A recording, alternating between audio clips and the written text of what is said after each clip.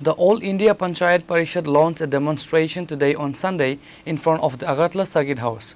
But the political civic agitation is aimed at protesting the state government's recent decision to impose a strict ban on private practice for government medical professionals.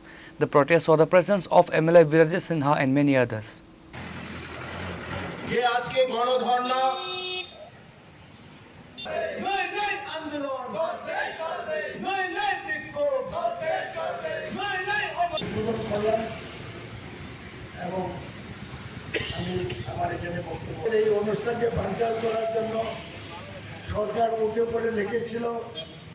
The protest follows the state administration's decision to ban private practice for faculty members and specialist doctors at the Agartala Government Medical College and Govind Ballabh Pant Hospital.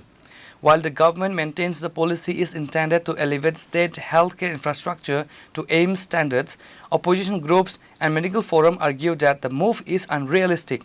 Congress MLA Viraj Sinha addressed the media over the protest. রাজ্য সরকারের যে সিদ্ধান্তটা আমরা তো অন্যান্য political পার্টিও statement দিছে অবাস্তব, এই বর্তমান পরিস্থিতিতে অবাস্তব, এবং সরকার তো ভালো চলছে না।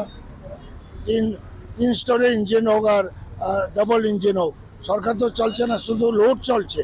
লুটো তো রাস্তাঘাট এত খারাপ এবং এত লো রেটে টেন্ডার পরে গভর্নমেন্টের কোনো সিদ্ধান্ত নাই যে এত পার্সেন্টের উপরে ল দিতে পারবে না।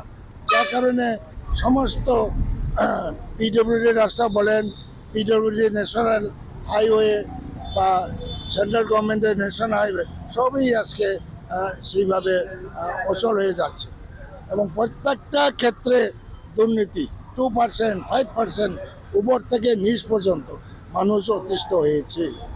সুতরাং সময়ের অপেক্ষায় মানুষ একদিন বিদ্রোহ করবে। প্রত্যেকটা মানুষেরই প্রয়োজন, সেই জন্য এখানে টেকনিশিয়ান, নার্স, ডাক্তারের আইসিইউ নেই, আইসিইউ বসিয়েছে এক দুটা জায়গাতে। Reported by Narayan from Agartala, Chinikhorang.